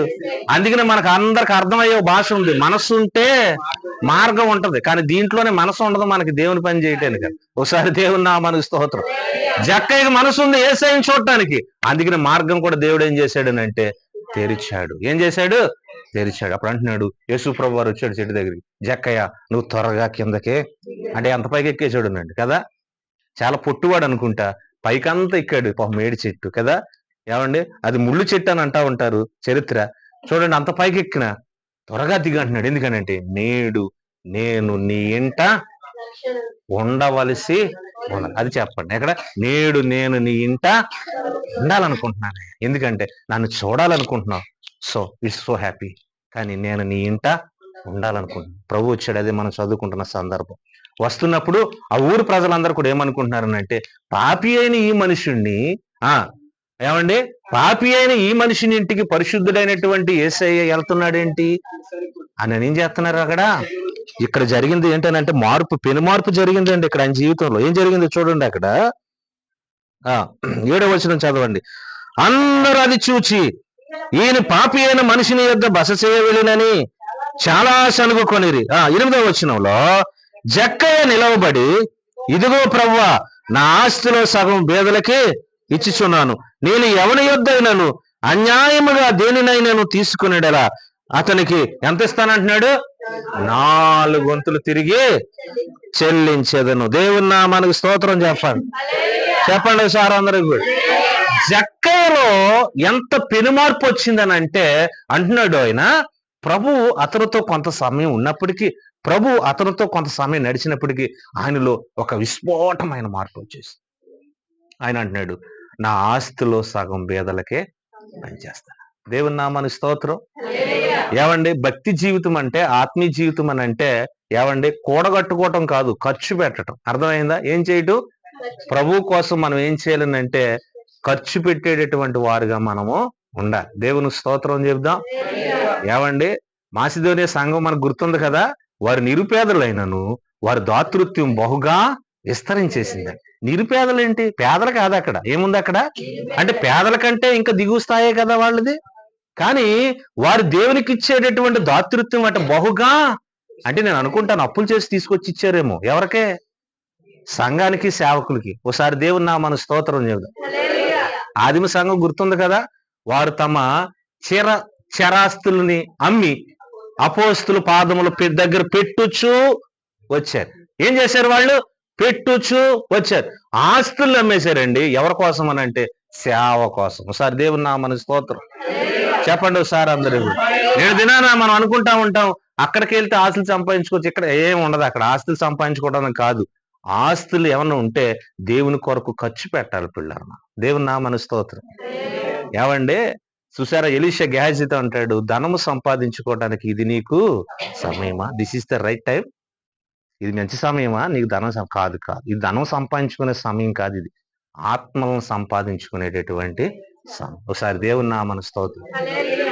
ఎలా సమకూరతాయి ఆత్మలను అంటే, ప్రయాసపడాలి, సువార్థీకరణ చెయ్యాలి, మీటింగ్లు పెట్టాలి, ఇంటింటి సువార్త చెయ్యాలి, పాంప్లెట్లు పంచిపెట్టాలి, వెహికల్స్ మీద వెళ్ళాలి. ఎంత వీటికి తగినటువంటి వ్యయమంతా కూడా ఏం చేయాలని అంటే మనము భుజ కందముల మీద మోసుకొని పరిచర్య చేసేటటువంటి వారుగా ఉండాలి. ఒకసారి దేవుని నామమునకు స్తోత్రం. ఆయనే చూసుకుంటాడులే అని అనుకోకూడదు. ఎవరో పాస్టర్ గారే చూసుకుంటాడులే, ఆయన చూసుకుంటాడండి. ఆయనకి సపోర్ట్ గా మనం కూడా మనం నిలిచి ఉన్నటువంటి వారిగా మనము ఉండాలి. ఒకసారి దేవుని నామానికి స్తోత్రం చెప్దాం పిల్లలు ఒకసారి అందరూ. అతను ఎంత సంపాదించాడో కదా, పాపి అంటే అన్యాయంగా సంపాదించి ఉంటాడు కదా, కానీ అంటున్నాడు నేను సంపాదించిన దాంట్లో సగం ఏం చేస్తానంటే బీదలకే పనిచేస్తానన్నాడు. ఇంకా అంటున్నాడు ఎవరి దగ్గర నేను అన్యాయం తీసుకుంటే 4 వంతులు నేను ఇచ్చేస్తానన్నాడు. ఏమండి, ప్రభు అన్నాడు నేడు నీ ఇంటికి రక్షణ వచ్చింది. ఏం పోయినాయి? లక్షలు పోని, ఏమొచ్చింది? రక్షణ వచ్చింది. ఒకసారి దేవుని నామానికి స్తోత్రం. ఏం పోయినాయి? లక్షలు పోని. ఇప్పుడు మనం ఏమంటామనంటే రక్షణ పోయినా పర్వాలేదు, లక్షలు ఉంటే మనకే అనుకుంటాం కదా, బయటకు చెప్పలేం కానీ ఇంటెన్షనల్ గా మన యొక్క అనిపిస్తా ఉంటది కదా. అంటే ధనం కూడా ఒక రకంగా ఒక కోణంలో, ఒక కాయిన్ లో ఒక వైపు గుడ్ గా కనబడుతుంది, కాయిన్ ఒక వైపు ఏం కనబడుతుంది అంటే మరీ బ్యాడ్లీగా. కానీ దీన్ని మెయింటెనెన్స్ చేయగలిగినటువంటి వాడే గొప్పోడు. ఒకసారి దేవుని నామానికి స్తోత్రం. అంటే ఖర్చు పెట్టడం అంటలేదు నేను, సరైన విధానంలో దాన్ని బ్యాలెన్స్డ్ చేయగలిగినటువంటి వాడే గొప్పోడు. ఒకసారి దేవుని నామానికి స్తోత్రం. అధిక ధనం ఉన్న ఎడల దేవునికి దూరం అయిపోతాడు కదండి, అలాగని పేదోడైన ఎడల మళ్ళీ ఏమైపోతాడు దేవునికి. అందుకనే ఈ బ్యాలెన్స్ చేయటం అనేది కావాలి. ఏమండి, అందుకనే పౌలు అంటాడు అన్న వస్త్రములు గలవారమై ఉంటే చాలు అంటాడండి. ఆయన ఏముంటే చాలంట? తినటానికి కొద్దిగా ఆహారమును, కట్టుకోవటానికి కొత్త అనలేదు ఆయన, వస్త్రాలు అన్నాడు అంతే. ఒకసారి దేవుని నామానికి స్తోత్రం చెప్పండి ఒకసారి అందరూ కూడా. తినడానికి ఆహారము, కట్టుకోవడానికి వస్త్రం గలవారమై ఉంటే మనము చాలు. అందుకనే ఆది అపోస్తులు ఏం చేశారనంట, ఆది అపోస్తుల సంఘం తమ యొక్క స్థిర చరాస్తులు నమ్మేసి అపోస్తుల పాదముల యొద్ద పెట్టుచూ వచ్చారు. అననీయ సఫీరులు గుర్తున్నారు కదా, అపోస్తుల కార్యం 5వ అధ్యాయము. వారు ఏం చేశారనంటే అమ్మిన దాంట్లో కొంత వెల దాచి కొంత తీసుకొచ్చి పాదములు ఆ పేతురు దగ్గర, అపోస్తుల దగ్గర పెట్టారు. అక్కడ అంటున్నాడు పరిశుద్ధాత్మను మీరు ఎందుకని మోసం చేశారు. వెంటనే పడి చచ్చిపోయాడు అక్కడ. దేవుని నామను స్తోత్రం. ఆ భార్య ఇంకా బాగా నటురాలండి, ఏం ఎరగనట్టుగా వచ్చిందంట ఆమె కదా. చూడండి ఎంత చక్కగా ఏమండి యూనిటీగా ఉన్నారో చూడండి. వీళ్ళకు ఉందో లేదో తెలియదు వ్యక్తిగతంగా ఆ యూనిటీ, కానీ ఈ విషయంలో మాత్రం బలంగానే కనబడ్డది. ఇదిగో నీ భర్తను మోసుకుని పోయినటువంటి వారి యొక్క పాదం, నీ పెనిమిటిని మోసుకుపోయినటువంటి పాదములు ఎక్కడున్నాయి? ఆ వెలుపట్టునే ఉన్నాయి. నీవు కూడా యాజ్ ఇట్ ఈజ్గా ఏం చేసావనంటే నీ భర్తలాగే అబద్ధం ఆడావు. ఆవిడ కూడా పడేం చేసింది? ఇద్దరిని ఒకే రోజు చేసేసారు సమాధి కార్యక్రమం. దేవుని నామానికి స్తోత్రం చెబుతుంది. ఒకడి లోకమంతా సంపాదించుకొని తన ప్రాణమును పోగొట్టుకుంటే ఆ వ్యక్తికి ఏమీ ప్రయోజనం కదా. నిజమే కదా. ఈ లోకంలో మనం ధనం సంపాదించుకునే కంటే, లేక వేరే వేరే వాటిని సంపాదించుకునే కంటే ప్రభువుని సంపాదించుకున్నట గొప్ప భాగ్యం. అనండి ఒకసారి అందరూ కూడా మాట పిల్లారా. దేవుని సంపాదించుకున్నట గొప్ప. ఒకసారి దేవుని నామానికి స్తోత్రం చెబుతాం. ఇప్పుడు చదవబడినటువంటి మొదటి భాగంలోకి వద్దాం రండి. లోకాసువార్త 2వ అధ్యాయంలో ఈ సిమియోను అదే సంతోషపడిపోతున్నాడు, అనుకుంటున్నాడు ఆయన జీవితంలో ఇక చాలు ప్రభువా అని అన్నట్టుగా కదా. ఏమంటామంటే ఆయన జీవితంలో ఎనలేని సంతోషం కలిగింది. ఎవరిని చూసినప్పుడు? యేసుని చూసి. యేసు ప్రభువాన్ని ఎక్కడ తీసుకొచ్చారు అంటే, ఎక్కడ తీసుకొచ్చారు? యెరూషలేము దేవాలయం తీసుకొచ్చారు. ఆయన నీతిమంతుడని చెప్పబడేది. ఆయన ఎవరట? సిమియోను ఎవరట అండి? నీతిమంతుడని వాక్యం సెలవిస్తుంది. రెండోదిగా మనం చూస్తే ఏం కనబడుతుంది అని అంటే ఏంటిదంటే అండి, భక్తిపరుడును, ఇశ్రాయేలీయుల యొక్క ఆదరణ కొరకు కనిపెట్టేవాడు. పరిశుద్ధాత్మ అతని మీద చాలా మంచి క్వాలిటీస్ ఉన్నాయి ఈయనకి కదండి. మళ్ళీ చెప్దాం ఈయనకి ఏమేమి ఉన్నాయనంటే నీతిమంతుడు. చెప్పండి ఎవరంటే ఈయన? సిమియోను ఎవరట? నీతిమంతుడు. ఆదికాండం 7వ అధ్యాయంలో చూస్తే ఎవరు కనబడతారని అంటే నోవహు కనబడతాడు. నీవే నా దృష్టి ఎదుట నీతిమంతుడుగా కనబడ్డావు, అందుకనే నువ్వు నశించుట నాకు ఇష్టం లేదు నాయన, నీవును నీ ఇంటి వారి కొరకు ఏం చేయాలంటే ఒక వాడనే సిద్ధపరచుకో. ఇది కాలింగ్. ఏ కాలింగ్ అని అంటే రక్షణ పిలుపు. అనండి ఒకసారి అందరూ కూడా. రక్షణ పిలుపు అది ఎవరికి కలిగిందని అంటే నోవహుకి దేవుడు ఇచ్చాడు పిల్లలు. దేవుని నామానికి స్తోత్రం చేయదు. జల ప్రళయం చేత, భయంకరమైనటువంటి జల ప్రళయం చేత ఏమండి జనులందరూ కూడా చనిపోయారు కదా, కొట్టుకుని పోయారు. కానీ ఒక నోవహును, అతని కుటుంబమును, అతని యొక్క కోడళ్ళు, కుమారులు బ్రతికి బట్టకట్టగలిగారు. దేవుని నామానికి స్తోత్రం. ఇక్కడ చూడండి, ఇక్కడ ఈ యొక్క సిమియోను అనేటటువంటి వ్యక్తి ఎలా కనబడుతున్నాడు అని అంటే నీతిమంతుడుగా ఉన్నాడు. ఎలా ఉన్నాడట ఈయన? నీతిమంతుడుగా ఉన్నాడు. తర్వాత మనం ఆలోచన చేస్తే భక్తిపరుడు అని ఉంది పిల్లలు. ఎవరట ఆయన? భక్తిపరుడు. మూడో విషయం ఏంటనంటే చెప్పాలి, ఇశ్రాయేలీయుల యొక్క ఆదరణ కొరకు కనిపెట్టేవాడు, పరిశుద్ధాత్మ అతని మీద ఉండెను. దేవుని నామానికి స్తోత్రం చెబుతాం. It's not a ordinary person అన్నమాట. ఈ ఏదో సామాన్యమైనటువంటి వ్యక్తి కాదు. ఈ వాజ్ ఏ ఎక్స్ట్రాడినరీ పర్సన్ అన్నమాట. చాలా ఆత్మాభిషేకము కలిగి, నీతిమంతుడై, దేవుని యందల భయభక్తులు కలిగి జీవిస్తున్నటువంటి వ్యక్తిగా కనబడుతున్నారు. ఎవరునంటే ఈ వ్యక్తి సుమియోను. అనండి పిల్లలు, ఎవరైనా సుమియోను. ఒకసారి దేవుని నామానికి స్తోత్రం చెప్పండి. ఈ సుమియోనుకు ఉన్నటువంటి ప్రత్యేకతని జ్ఞాపం చేసుకునే ముందు యేసు ప్రభు వారి యొక్క పుట్టిక జ్ఞాపకం వస్తుంది. డిసెంబర్ మాసం కదా, మనం ఎక్కడికి వెళ్ళినా క్రిస్మస్ సందేశాలు ఉంటాయి. అది చిన్న మాట మీకు ముందు చెప్తాను చూడండి. ఈ 2వ అధ్యాయాన్ని కనుక మనం జాగ్రత్తగా ఆలోచన చేసినప్పుడు ఏం కనబడుతుంది అని అంటే పిల్లరా, ఈ 2వ అధ్యాయం అంతా కూడా మనం ఆలోచన చేస్తే ఏం కనబడుతుంది అని అంటే 1 నుంచి 7 వచనాల వరకు మనం చూస్తే యేసు ప్రభు వారి యొక్క పుట్టిక కనబడుతుంది కదా. ఏం కనబడుతుంది? పుట్టిక మనకే కనబడతా ఉంటది. ఆ దినములలో సర్వలోకమునకు ప్రజా సంఖ్య అనని కైసరు వలన ఐగుప్తు వలన ఆజ్ఞాయను, ఇది కురేనియు సిరియా దేశమునకు అధిపతి అయిన ఈ మొదటి ప్రజా సంఖ్య జరుగుతుంది. ప్రజా సంఖ్య అనగా ఏంటి అని మనం ఆలోచన చేస్తే, ఈ ప్రజా సంఖ్య అంటే ఏంటంటే జనాభా లెక్కలు అన్నమాట. ఏంటనండి జనాభా లెక్కలు ఎప్పుడు జరుగుతాయండి? ఎన్ని సంవత్సరాలకు ఒకసారి జరుగుతాయి? 5 సంవత్సరాలకు ఒకసారి కూడా. 5 years గా 10 అండి. 10 years ఇంతవరకు మరి 5 years కి ఒకసారి జరిగి, మరి ఇప్పుడు ఏమన్నా చేంజ్ అయినాయి, లేకపోతే 10 years కు ఒకసారి. దేవుని నామానికి స్తోత్రం. చూడండి, ఇక్కడ వాక్యాన్ని మనం చూస్తే ఇక్కడ జనాభా లెక్కలు జరుగుతున్నాయి. ఆ జనాభా లెక్కలకి పేరు నమోదు చేసుకోవడానికి ఎవరు వెళ్తున్నారు అంటే యోసేపును మరియ. ఒకసారి దేవుని నామానికి స్తోత్రం చెప్పండి. ఏమండి, వారు బయలుదేరి వెళ్తున్నటువంటి సమయం కనబడుతుంది. 6వ వచనం చూడండి, 2:6 చదివితే, వారు అక్కడ ఉన్నప్పుడు ఆమెకు ప్రసవ దినములో నిండిన గనుక తన తొలుచూలు కుమారుని కని పొత్తిగుడ్డలతో చుట్టి సత్రంలో వారికి స్థలం లేనందున ఆయన పశువుల తొట్టులు ఆయనను. అది పశువుల తొట్టులు ఎందుకు పరుండి పెట్టారు అని అంటే మనం అది జ్ఞాపకం చేసుకోవాలి. ఏంటంటే సత్రములో స్థలం. అర్థమైందండి? ఇప్పుడు మనకి ఆ పశువుల తొట్టికి ఎంతో వాల్యూ వచ్చేసింది కదా. ఎంత ఖరీదైన బంగ్లా అయినా సరే అంత ఒట్టిగడ్డి తీసుకొచ్చి, ఎండుగడ్డి తీసుకొచ్చి ఆ పశువులు పెట్టేసేసి కందరకిందరం చేసేస్తాం. ఎందుకని అని అంటే అది చూడటానికి కొద్దిగా ఇబ్బందిగా ఉన్నా కానీ అది ప్రభువు పుట్టినటువంటి స్థలంగా మనము జ్ఞాపకం చేసుకుంటాం. ఒకసారి దేవుని నామానికి స్తోత్రం. ఇక్కడ వాక్యం చెప్తుంది ఏంటంటే సత్రములో స్థలం లేదు. ఎందుకని? జనమందరూ కూడా నిండిపోయారు. ఎందుకంటే ప్రజా సంఖ్య రాయించుకోవడానికి, జనాభా లెక్కలు మాట, వారి పేర్లు నమోదు చేసుకోవడానికి వచ్చారు కనుక అక్కడ ఉన్న వారందరూ కూడా ఆ సత్రం అంతా కూడా, సత్రాలన్నీ కూడా నిండిపోయినాయి కనుక అప్పుడు అదే సమయంలో ప్రభు జన్మించాడు ఈ లోకానికి. దేవుని నామానికి స్తోత్రం.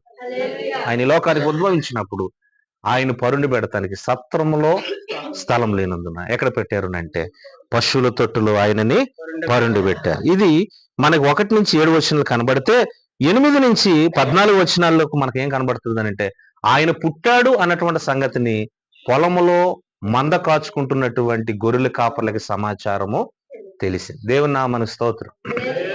చెప్తారు ఒకసారి అందరూ కూడా.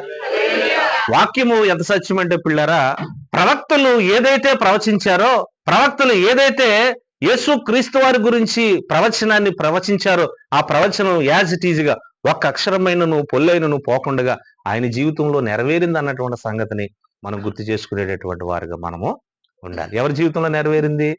ప్రవక్తలు ప్రవచించిన ప్రవచనము యేసుక్రీస్తు వారి యొక్క జీవితంలో నెరవేరింది. దేవుని నామానికి స్తోత్రం. ఇప్పుడు ఎవరికి తెలియజేస్తున్నాడు దేవుడు అంటే పొలంలో మంద కాసుకుంటున్నటువంటి గొర్రెల కాపర్లకి దేవుడు తెలియజేస్తున్నాడు. సార్ దేవుని నామానికి స్తోత్రం చెప్పండి. 8వ వచనం చూస్తే కనుక ఆ దేశంలో కొందరు గొర్రెల కాపర్లు పొలంలో ఉండి రాత్రి వేళ తమ మందను కాచుకొనుచుండగా ప్రభు దూత వారి వద్దకు వచ్చి నిలిచెను. ప్రభు మహిమ వారి చుట్టూ ప్రకాశించినందున వారు మిక్కిలి భయపడిరి. అయితే ఆ దూత, భయపడకండి, ఇదిగో ప్రజలందరికీ కలగబోవు మహా సంతోషకరమైన స్వార్థమాన నేడు మీకు తెలియజేయుచున్నాను. దావీదు పట్టణమందు నేడు రక్షకుడు మీ కొరకు పుట్టి ఉన్నాడు. ఈయన ప్రభు అయినటువంటి క్రీస్తు. దానికి ఇదే మీ ఆనవాలు. ఒక శిశువు పొత్తిగుడ్డలతో చుట్టబడి ఒక తొట్టులో పండుకొని ఉండుట మీరు చూచుదురని వారితో చెప్పెను. వెంటనే పరలోక సైన్య సమూహం ఆ దూతలతో కూడా నుండి సర్వోన్నతమైన స్థలములలో సమాధానం కలుగును గాక. ఒకసారి దేవుని నామమునకు స్తోత్రం. దేవుడు యేసు క్రీస్తు వారి లోకానికి రావటం ద్వారా, వచ్చుడు ద్వారా కలిగింది ఏంటంటే, ఈ భూమి మీద ఏం కలిగిందంటే సమాధానం. అంతే. మన జీవితాలు ఎలాగున్నాయి? అసమాధానముతో కదండి. ఎలాగున్నాయి మన బ్రతుకులు కదండి. నిజంగా మనం పైకేదో జీవిస్తున్నటువంటి వారుగా ఉన్నామే గాని మన యొక్క హృదయంలో తీరనటువంటి బాధ, వేదన ఏదో ఒక రకంగా కదా. అది కుటుంబంలో నుంచో, లేక పిల్లల నుంచో, కుటుంబ వెలుపటి నుంచో, లేక రక్త సంబంధం నుంచో, ఏమండి స్నేహితుల రకంగా, ఏదో ఒక రకంగా మనం ఏం చేస్తున్నామంటే మన హృదయాలు ఎలాగున్నాయనంటే అసమాధానముతోను, భయముతోను, ఏమండి ఎలాగున్నాయనంటే మన హృదయాలు నిండిపోయి. ఇప్పుడు ఆ అసమాధానాన్ని తీసివేసి సమాధానాన్ని కలగజేయడానికి ప్రభువైన యేసుక్రీస్తు వారి లోకానికి వచ్చారు. ఒకసారి దేవుని నామమునకు స్తోత్రం. 2024 సంవత్సరాల క్రితమే ఆయన ఈ భూమి మీదకి శరీరధారిగా వచ్చాడు. పుట్టాడు కాదంట. మొన్న ఒక ఆయన అన్నారు మంచి మాట, పుట్టాడు కాదు ఆయన. ఎలా వచ్చారు కదా. లోక 19:10 నశించిన దానిని వెదికి రక్షించడానికి మనిషి కుమారుడుగా ఆయన ఈ లోకానికి వచ్చింది కరెక్ట్ వర్డ్. దేవుని నామమునకు స్తోత్రం. ఎందుకంటే ఆయన వచ్చెను అని అంటే ఆయన ఎక్కడున్నాడు అంటే ఆది కాలంలో కూడా ఉన్నాడు. ఎక్కడున్నాడు అంటే అబ్రహాము కంటే ముందుగా ఆయన ఉన్నాడు అన్నటువంటి సంగతిని మనం గుర్తు చేసుకోవాలి. దేవుని నామమునకు స్తోత్రం. యేసుక్రీస్తు వారిని నూతన నిబంధనకి, క్రొత్త నిబంధనకు మాత్రమే మనం పరిమితం ఆయన్ని చేయకూడదు కానీ హోల్ బైబిల్ అంతటికి కూడా యేసు ప్రభు వారు ఉన్నారన్నటువంటి సంగతిని మనం గుర్తు చేసుకునేటటువంటి వారుగా మనము ఉండాలి. దేవుని నామమునకు స్తోత్రం. ఇక్కడ ఏం జరిగిందనంటే సమాధానం కలగ చేయడానికి ఆయన వచ్చాడు. ఇప్పుడు 1 నుంచి 7 వచనాల వరకు పుట్టాడని తెలిస్తే 7 నుంచి 14 వచనాలు గొల్లలకి అనగా గొర్రెల కాపర్లకి అక్కడ తెలియజేసినట్లుగా దేవుని యొక్క వాక్యం మనకు కనబడితే పిల్లరా, ఈ 15 నుంచి మనం చూస్తే 15 నుంచి ఈ 21 వరకు మనం చదివితే ఏం చేశారనంటే ఈ యొక్క మంద కాపర్లు ఏం చేశారనంటే ఆ యొక్క ఆ గొర్రెల కాపర్లు ఏం చేశారనంటే ఆయన చూడటానికి బయలుదేరి వెళ్ళారు. ఒకసారి దేవుని నామమునకు స్తోత్రం. అర్థమైందండి. బయలుదేరి యేసుక్రీస్తు వారిని చూడటానికి ఆయన బయలుదేరి వెళ్ళారా లేదా? వెళ్ళారు. చూడండి, దేవుని మాట వారి దగ్గరికి రాగానే వాళ్ళు ఏం చేశారంటే స్పీడ్ గా స్పందించి ప్రభు పని చేయటానికి వారు వెళ్ళారు. అర్థమవుతుందండి. దేవుని వాక్ రాగానే వాళ్ళు ఏం చేశారంటే స్పీడ్ గా స్పందించి వెళ్ళినటువంటి వారుగా వాళ్ళు ఉన్నారు. ఇప్పుడు మన జీవితాల్లో మనం నేర్చుకోవాల్సింది ఏంటంటే మాట వినుట శ్రేష్టం. ఆ మాట చెప్పండి అందరూ కూడా ఒకసారి చెప్పండి ఒకసారి అందరూ. దేవుని యందు నిరీక్షణయుంచి స్తోత్రం చెప్దాం. సమూయేలు మొదటి గ్రంథం 15వ అధ్యాయం 22వ వచనంలో రాయబడిన మాట, అందుకు సమూయేలు తాను సెలవిచ్చిన ఆజ్ఞను ఒకడు గైకొనటం వలన యెహోవా సంతోషించినట్లు అన్న పదం ఉంటది. చూడండి, మొదటి సమూయేలు గ్రంథం 15వ అధ్యాయం 22వ వచనం చదవండి అమ్మా ఎవరన్నా. అందుకు సమూయేలు తను సెలవిచ్చిన ఆజ్ఞను ఒకడు గైకొనటం వలన యెహోవా సంతోషించినట్లు ఒకడు దహన బలులను అర్పించటం వలన ఆయన సంతోషించిన ఆలోచించుము. బలులు అర్పించుట కంటే ఆజ్ఞను గైకొనుటయు, పొట్టేళ్లు కొవ్వు అర్పించుట కంటే మాట వినుటయు శ్రేష్టము. దేవుని నామమునకు స్తోత్రం చెప్పు. ఏమి చేయుట శ్రేష్టము? అర్థమైందండి. తెల్ల వస్త్రాలు కట్టుకోవటం వలన శ్రేష్టం అని ఏం లేదు కదా, కట్టుకోమని ఉన్నది. దేవుని నామమునకు స్తోత్రం. ఒకసారి దేవుని స్తోత్రం చెప్పండి. బైబిల్ పట్టుకొని రావటం వల్ల శ్రేష్టం అని కాదు, పట్టుకోవాలి కాదని అంట్ల, కానీ మాట వినుట. ఎవరి మాట వినాలండి? ఎందుకనే వీటిలో కన్ఫ్యూజ్ అయిపోతున్నారు చాలా మంది. ఆయన మాట వినాలా, ఈయన మాట వినాలా, ఆ మాట వినాలా? ఎవరి మాట కాదు, దేవుడు మాట వినండి అంతే చాలు. ఒకసారి దేవుని స్తోత్రం. వాక్యంలో ఎలాగుందో అలా వినండి అంతే. ఎలా ఉందో, ఎలా చేయమన్నాడు దేవుడు అలా చేస్తే అదే చాలు అంతే, ఇంకేం అక్కర్లా మనకి కదండి. పౌలు మాట అంటాడు, నేను క్రీస్తుని పోలి నడుచుచున్న ప్రకారము నేను నన్ను పోలి నడమంటే. ఎంత గొప్ప ఛాలెంజ్ తో కూడిన మాట తెలుసా మాట. ఎందుకనంటే ఆ మాట అనలేము సాధారణ మానవులుగా, కానీ పౌలు ఒక్కడు అనగలిగాడు అన్నమాట. ఒకసారి దేవుని స్తోత్రం. పిల్లరా, మనం క్రీస్తుని పోలి నడిచేటటువంటి వారుగా మనము ఉండాలి. క్రీస్తు యొక్క అడుగు జాడల్లో మనం నడిచేటటువంటి వారుగా మనము ఉండాలి. ఇక్కడ దేవుడు సెలవిస్తుంది ఏంటనంటే, అయ్యా బలులర్పించుట కంటే మాట వినుట శ్రేష్టం. దేవుని నామన స్తోత్రం. 23 అంటాడు, తిరుగుబాటు చేయుట సోది చెప్పుటన పాపముతో సమానం. మూర్ఖత అగుపర్చుట మాయా విగ్రహములను గృహదేవతలను పూజించుటతో సమానం. యెహోవా ఆజ్ఞను నీ విసర్జించితివి గనుక నువ్వు రాజుగా ఉండకుండా ఆయన నిన్ను విసర్జించుననగా. అంటే సౌలుని దేవుడు ఏం చేస్తున్నాడంటే రాజుగా ఉండకుండా విసర్జిస్తున్నాడు. ఎందుకనంటే దేవుడు చెప్పిన పని చేస్తున్నాడా? చెప్పాలి, చేస్తున్నాడా? మనం అనుకుంటా ఉంటాం దేవుని చెప్పిన పని చేయకుండా ఉంటాం, కానీ మనం అనుకుంటాం దేవుడు చెప్పిన పని చేసేస్తున్నాం. సౌలు కూడా అదే పొరపాటులో ఉన్నాడు. సౌలు రాజు అదే పొరపాటులో పొరబడుతున్నాడు. నేను దేవుని చిత్తాన్ని జరిగించేస్తున్నాను అనుకుంటున్నాడు. అసలు దేవుని చిత్తం ఎక్కడ జరిగిస్తున్నాడు ఆయన? అమాలేకీయులను సంపూర్ణంగా నిర్మూలన చేయనంటే శ్రేష్టమైన కొన్ని జంతువులు ఏం చేశాడు? పక్కన పెట్టాడు. అవి ఎవరి కోసం అంటే పైగా అంటాడు నాకండు దేవుడిగా అంటాడు. దేవుడని అడిగాడు, నా తీసి పక్కనెట్టాను అన్నాడా? ఒకసారి దేవుని నామన స్తోత్రం. కొన్నిసార్లు దేవుడు చెప్పలేని పనులు చేసి మనం ఏం చేస్తామనంటే దేవునికి దూరం అయ్యి ఆశీర్వాదాలు కోల్పోతాం కదండి. చెప్పింది చేస్తే అదే చాలు మన జీవితాలకి. ఒకసారి దేవుని స్తోత్రం. పిల్లలు ఇక్కడ వాక్యాన్ని మనం జాగ్రత్తగా చూస్తే దేవుడు అంటాడు, మాట వినుట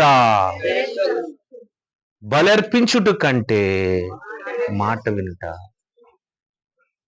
గొర్రెల కాపర్లు దేవుని ఆజ్ఞ వచ్చింది, బయలుదేరి ఏం చేస్తున్నారనంటే ప్రభువుని చూడటానికి బయలుదేరి వెళ్తున్నారు. ఒకసారి దేవుని నామన స్తోత్రం చెప్దాం. ఇవన్నీ చెప్పడానికి సమయం లేదు కనుక పిల్లారా చూడండి, కొన్ని మాటలు మనం చూద్దాం. ఇక్కడ అక్కడ 21 చదవండి. లోకసువార్త 2వ అధ్యాయం 21 వచనంలో, ఆ శిశువునకు 8వ దినం వచ్చినప్పుడు గర్భమందు ఆయన పడక మునుపు దేవదూత చేత పెట్టబడిన యేసు అని పేరు ఆయనకు. తర్వాత మోషే ధర్మశాస్త్రం చెప్పున తాము శుద్ధి చేసుకునే దినములు గడిచినప్పుడు ప్రతి తొలుచూలు మగపిల్ల ప్రభువునకు ప్రతిష్ట చేయవలెను అని ప్రభు ధర్మశాస్త్రమందు రాయబడినట్టు ఆయనను ప్రభువుకు ప్రతిష్ఠించుటకును ప్రభు ధర్మశాస్త్రమందు చెప్పబడినట్టు గొవ్వల జతనైనను 2 పావుర పిల్లనైనను బలిగా నర్పించుటకు వారు ఆయనకు యెరూషలేమునకు. ఒకసారి దేవుని నామన స్తోత్రం. ఇక్కడ వాక్యాన్ని మనం చూస్తే ఇక్కడ ధర్మశాస్త్ర నియమం మోషేకి ఏదైతే దేవుడు ఇచ్చాడో అది ఇశ్రాయేలీలు యూదులందరూ కూడా నెరవేర్చవలసినటువంటి వారే ఉన్నారు. దేవుని నామన స్తోత్రం. ఇప్పుడు యేసు ప్రభువుని కూడా అదే ప్రకారంగా ఆయన యెరూషలేము దేవాలయం తీసుకెళ్ళారు. ఇప్పుడు చూడండి, ఇక్కడ ఈ అర్పించేటటువంటి విధానం 2 రకాలుగా కనబడుతుంది. ధనవంతులకైతే ఒక అర్పణ, పేదవారికైతే ఒక. ఇప్పుడు మీకు చిన్న మాట అడిచేది దాన్ని చెప్పండి. ఇప్పుడు ప్రభు పేదవారి యొక్క మార్గంలో వెళ్తున్నాడా లేక ధనవంతుల యొక్క మార్గంలో వెళ్తున్నాడా? ఆయన ఒకసారి దేవుని స్తోత్రం. అంటే ప్రభు ఏదో గొప్పవారి ఇంట్లో పుట్టాడు, ఆయన ధనికుల ఇంట్లో పుట్టారా? ఏమండి, ఎందుకని? ఒకవేళ ఆయన ధనికుల ఇంట్లో పుట్టల. ఎందుకనంటే ఏమంటే ఒక రకంగా చెప్పాలంటే పేదవారింట్లోనైనా పుట్టాడు. ఎందుకంటే మనల్ని ధనవంతులుగా చేయటానికి. ఒకసారి దేవుని నామన స్తోత్రం. ఒకవేళ మనల్ని అడిగితే అంటా ఉంటాం, ఏ ముఖేష్ అంబానీ గారి ఇంట్లో పుడితే బాగుండేదని కదండి. ఒకసారి దేవుని స్తోత్రం. ధనవంతుల ఇంట్లో పుడితే బాగుండు అనుకుంటాం కదా. చాలా మంది యవనస్తులు కూడా అనుకుంటా ఉంటారు అనుకో, నాకు తెలియదు. ఏమండి, ఆ ఇంట్లో మా ఫ్రెండ్ లాగా వాళ్ళ ఇంట్లో నేను పుడితే ఎంత బాగుంది. ఎందుకని వాళ్ళ ఇంట్లో కార్లు ఉన్నాయి, బంగారం ఉంది, మంచి హౌస్ ఉంది, వాళ్ళ ఇంట్లో పనివారు ఉన్నారు. మా ఇంట్లో అన్ని పనులు నేను చేసుకుంటున్నాను అనుకుంటున్నారా? ఏం పైపడవలసిన పనిలే. దేవుని నామన స్తోత్రం. దేవుడు మనకు ఆ ధన్యత ఇచ్చాడు. ఏమండి, వాళ్ళకేమో మనుషులు చేసుకునే ధన్యత ఇచ్చాడు, మనకు మన పని మనం చేసుకునేటటువంటి ధన్యత ఇచ్చాడు. ఒకసారి దేవుని నామన స్తోత్రం. మన బాడీ ఎక్సర్సైజ్ చేస్తా ఉంటే కొన్ని రోగాలు మన దరిదారిపికి రావు. మన రోగాలు రావడానికి కారణం ఏంటనంటే మన శరీరాన్ని ఏం చేస్తామనంటే సుఖపెట్టేసుకుంటా ఉంటాం. దేవుని నామన స్తోత్రం. సార్ గారు మాకు ఇంగ్లీష్ చెప్పడానికి వచ్చినప్పుడు చిన్న మాట జ్ఞాపకం వచ్చింది. ఇప్పుడే ఆ లెసన్ అయిపోయిన తర్వాత చెప్పేసిన తర్వాత సార్ గారు ఇంటికి వచ్చారు. ఆయన 2 జాంకాయలు, కట్టికి జాంకాయలు ఉన్నాయి, 2 సపాటాలు, అవి కూడా గట్టికి బాగా గట్టిగా ఉన్నాయన్నమాట.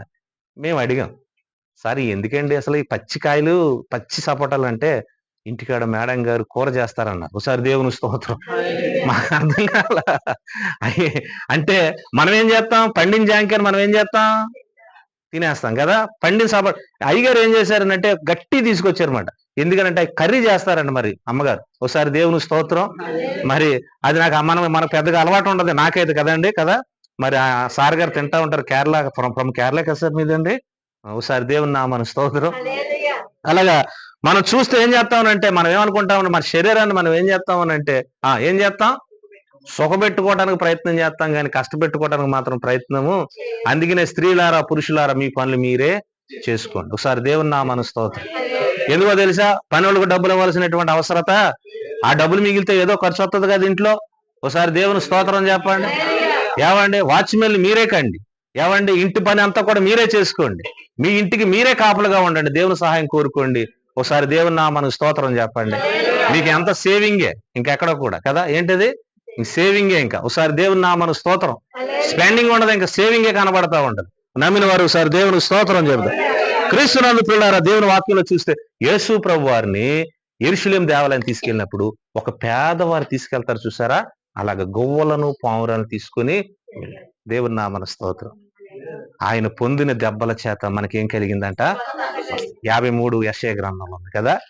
ఏమంటే మనమందరము గొర్రెల వలె త్రోవ తప్పిపోతే, మనమందరము గొర్రెల వలె త్రోవ తప్పిపోతే మనందరిని కూడా ఏమండి మళ్ళా ట్రాక్ లో పెట్టడానికి, అంటే దేవునికి ఏమండి దేవునికి దూరస్తులమైనటువంటి వారమైన మనల్ని మరలా దేవునికి సమీపస్తులుగా చేయటానికి మధ్యవర్తిగా ప్రభువైన యేసుక్రీస్తు వారి లోకానికే వచ్చారు. ఒకసారి చప్పలు కొట్టేసే నామన మహిమపడదాం.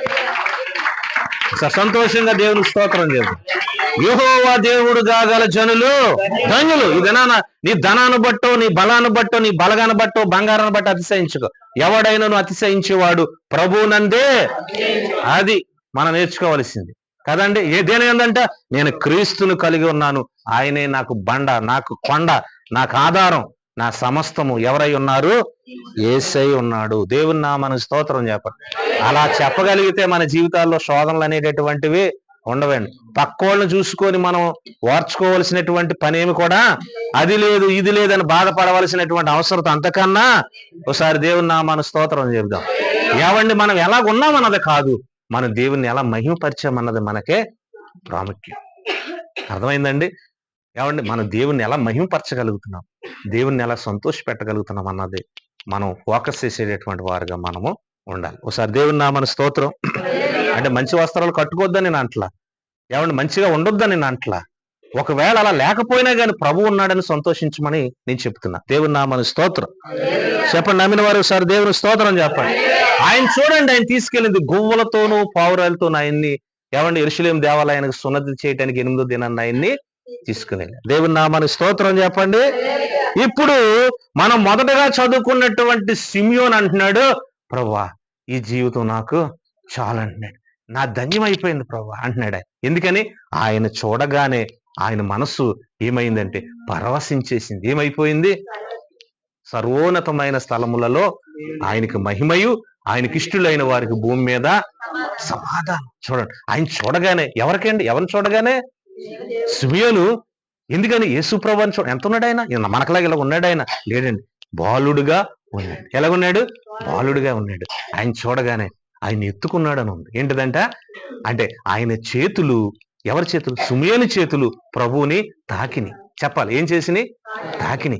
ఇప్పుడు అంటున్నాడు నాదా అంటున్నాడు. చూడండి 29లో, నాదా ఇప్పుడు నీ మాటలు చొప్పున సమాధానముగా నీ దాసుని. ఎందుకంటే ప్రభువును చూడకుండా ఆయన చనిపోడని వాగ్దానం ఆయన పట్ల ఉంది. ఒకసారి దేవుని నామన స్తోత్రం. ఎవరిని చూడకుండా అంట, యేసు ప్రభువారిని చూడకుండా మాత్రం ఆయన చనిపోడు అన్న మాట ఉంది, పరిశుద్ధాత్మ చేత చెప్పబడింది ఆయన గురించి. అందుకనే ప్రభువును చూశాడు, పరవశించాడు. ఆయన చేతులు ఏం చేసినాయంటే ప్రభువుని తాకేసినాయి. ఇప్పుడు అంటున్నాడు నాదా నీ దాసుని నన్ను నీ మాట చెప్పున సమాధానముతో. What a beautiful. ఇది నాన్న మనం ప్రభువు నందు ఆనందించేవారుగా మనము ఉండాలి కదా. ఫిలిప్పీ పత్రికలు కదా ఉంటది, ఆనందించుడి. మళ్ళా చెప్తున్నాను, ఆనందించండి. ఎలాగ ఆనందించాలి, ప్రభువు నందు ఎల్లప్పుడూ మనం ప్రభువు నందు ఆనందించేటటువంటి వారుగా మనము. నమ్మిన వారు ఒకసారి దేవుని స్తోత్రం చెప్తారు ఒకసారి అందరూ కూడా హల్లెలూయా.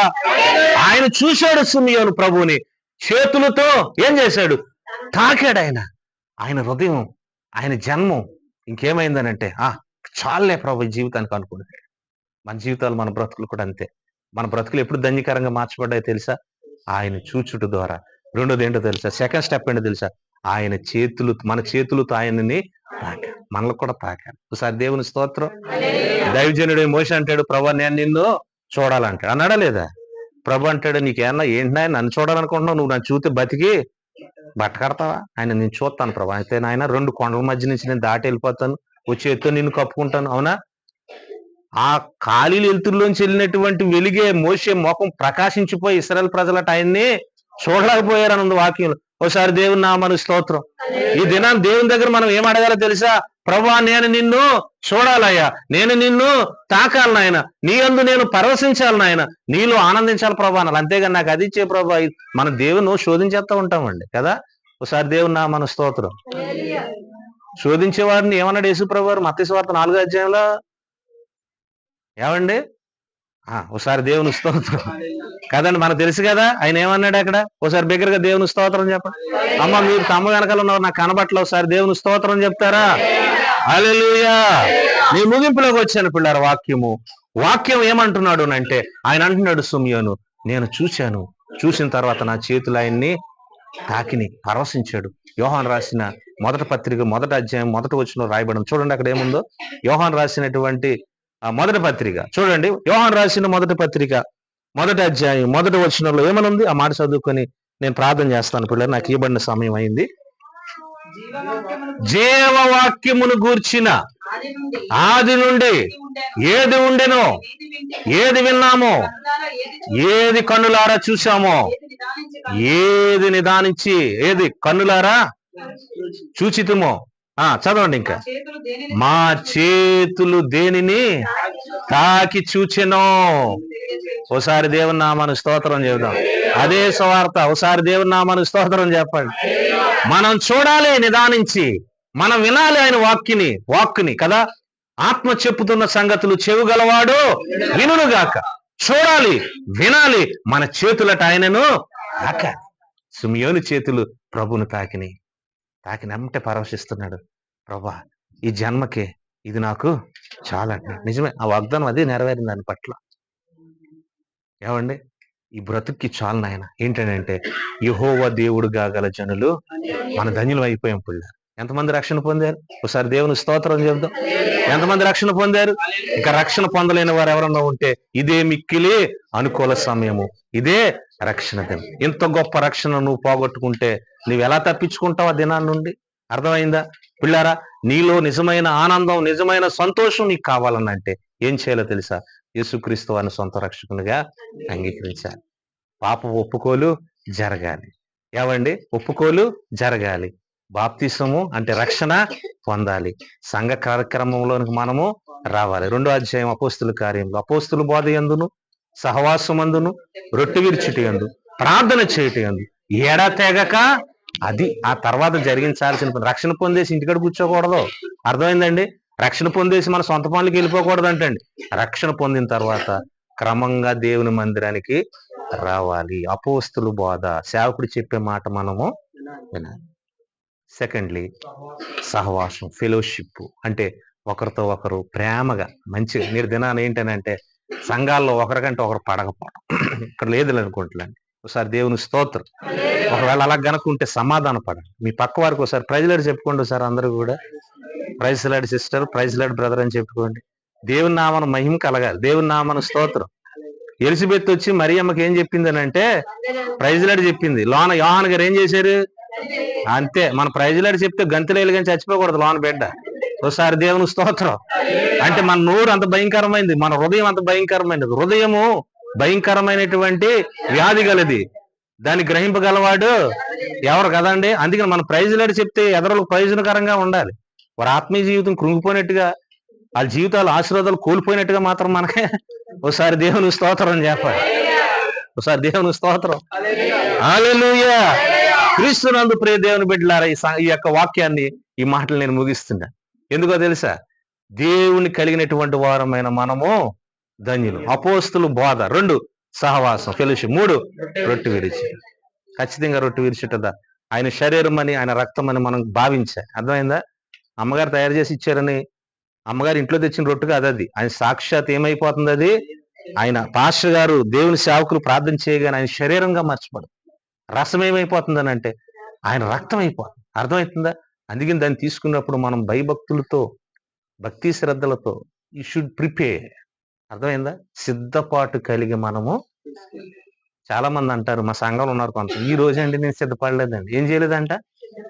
ఒకవేళ ప్రభు వచ్చేస్తే అంతే కదండి. ఒకవేళ రాకడ వచ్చేసింది, యేసు ప్రభు వారు వచ్చేసారు, నేను సిద్ధపడలేదంటే మళ్ళీ వస్తాను అమ్మని అంటాడు ఆయన వెళ్ళి. ఒకసారి దేవుని నామమున స్తోత్రం. అందుకే వి షుడ్ ప్రిపేర్. అన్ని జ్ఞాపకం ఉంటున్నాయి మనకి, అన్ని గుర్తుంటున్నాయి. దేవుని సన్నిధి ఎందుకు గుర్తుండదు? దేవుని ప్రార్థనా మందిరం ఎందుకు గుర్తుండదు? దేవుని సంఘంలో జరుగుతున్న కార్యక్రమాలు ఎందుకు గుర్తుండవు మనకి? You should remember that. దాన్ని జ్ఞాపకం చేసుకునేటటువంటి వారుగా మనము ఉండాలి. తర్వాత తాళ్ళు ఏంటి? ప్రార్థన. ఎడతెగక ప్రార్థన. మంచి దైవజనులు, ప్రార్థనా పరులు. ఆయన నోటి నుండి వచ్చే ప్రతి మాట ఏంటో తెలుసా? ప్రైజ్ ది లార్డ్, దేవుని స్తోత్రం. ఆయన ఎన్నిసార్లు స్తుతిస్తా ఉంటారో దేవుని కదండి. నేను ఇదే ఉదయాన్ని అనుకుంటున్నాను, ఆయన నోటి నుంచి వచ్చే మాట ప్రైజ్ ది లార్డ్ అన్నమాట. ప్రతి మాట ముందు ఏమొస్తుందని అంటే ప్రైజ్ ది లార్డ్. అంటే ప్రభువుని మనం అంతగా గణపరచబడినప్పుడు, ప్రభువుని మనం అంతగా స్తుతించినప్పుడు, మన స్తుతులపై, మన యొక్క స్తోత్రాలపై ఆయన ఆసీనుడు అవుతాడు పిల్లారా. దేవుడు ప్రతి ఒక్కరి పట్ల కార్యము చేస్తాడు. దేవుడు అంటున్నాడు, నేను మిమ్మల్ని అనాథులుగా విడిచిపెట్టను. సింహం పిల్లలైన నువ్వు లేమి కలిగి ఆకలి గుంటాయేమో గాని నా పిల్లలు, నా బిడ్డలు ఎన్నరూ కూడా ఆకలి కొనరు. ఆకాశ పక్షులు చూడండి, ఆ విత్తవు, కొయ్యవు, కోట్లలో కూర్చుకొనవు, వాటికంటే శ్రేష్ఠులు మీరు కారా? వాటిని పోషించగలిగిన దేవుడు మనల్నే పోషిస్తాడు. నమ్మకంగా ఉందాం, సంఘానికి నమ్మకంగా ఉందాం, దేవునికి నమ్మకంగా ఉందాం, వాక్యానికి విధేయులం అవుదాం, సేవకుడు చెప్పిన మాటల ప్రకారంగా విధేయులమై మనం నడుచుకుందాం. దేవుడి ఆశీర్వాదాలు దేవుని పొందుకుందాం. అట్టి కృప పరిశుద్ధాత్మ దేవుడు మనకు సహాయం చేస్తూ నడిపించును గాక. ప్రార్థన చేసుకుందాం. ఒకసారి అందరు కూడా లేచి నిలబడతారు. ఒక చిన్న ప్రార్థన. Praise the lord. ప్రేమ నమ్మకం కలిగిన పరలోక తండ్రి, నీ ఘనమైన శ్రేష్టమైన నామాన్ని బట్టి నీకు వందనాలు. ఈ ఉదయకాలము నీ సన్నదిలో గడుపుట కృప ఇచ్చారు, మమ్మల్ని నడిపించారు. ఈ ఆరాధనలో నీ నడిపించి తోడే ఉండి మమ్మల్ని బలపరచిన విధానాన్ని బట్టి నీకు వందనాలు. ప్రతి ఒక్కనే నీ చేతకు అబోస్తుంది. దేవిచ్చి ఆశీర్వదించండి, సహాయం చేయండి. ప్రభువా, నీ రాకడను కూర్చిన హల్లెలూయా స్తోత్రము, ఆలోచన ఆ యొక్క ప్రైసలో కలిగి మేము ముందుకు సాగే కృపని గ్రహించమని ప్రతి ఒక్కరిని నీ చేతకు అబోస్తున్నాం. ఎత్తబడిన కాணிక దశంభాగం నీ చేతకు అబోస్తున్నాం. ప్రతి కుటుంబానికి విడుదల దయచేయండి ప్రభువా. వాక్యానుసారం మీరు ముందుకు సాగే కృపని గ్రహించమని, ముఖ్యంగా అనారోగ్యంగా ఉన్నవారిని నీ ముట్టి స్వస్థపరచండి. శేఖర్ గారిని ముట్టండి ప్రభువా. నీ సన్నిధిలో హల్లెలూయా సాక్షిగా నిలవబెట్టండి. ముఖ్యంగా ఈరోజు సాక్ష్యం చెప్పిన ప్రతి ఒక్కరిని నీ చేతకు, వారి ప్రార్థన ద్వారా, సాక్ష్యం ద్వారా ప్రార్థన అడిగారు ప్రభు. ఆ విషయాలు కూడా ప్రభు నీ చేతకు అబోస్తున్నాం. ఒక విడుదల ఆ విషయంలో దయచేయమని ప్రార్థిస్తున్నాం ప్రభు. నీకు వందనాలు. ప్రతి ఒక్కరి తీర్మానమును బట్టి ప్రభు మేము హల్లెలూయా స్తోత్రం ఐక్యత కలిగి ముందుకు సాగే కృపను గ్రహించమని, సమస్తము నీ చేతకు అబోస్తున్నాం. బలపరచమని, సమస్త ఘనత మహిమ ప్రభు నీకే చెల్లిస్తున్నాం. నీకే వందనాలయ్యా. చిన్న ప్రార్థన యేసయ్య నామములో ఇచ్చున్నాము తండ్రి. తండ్రి యొక్క ప్రేమ, యేసు కృప, పరిశుద్ధాత్మిక సహవాసము ఇప్పుడు సదాకాలం తోడే ఉండిన కాక. యేసు రక్తమే, యేసు రక్తమే. ఆమేన్. Praise the lord. అందరికీ వందనాలు.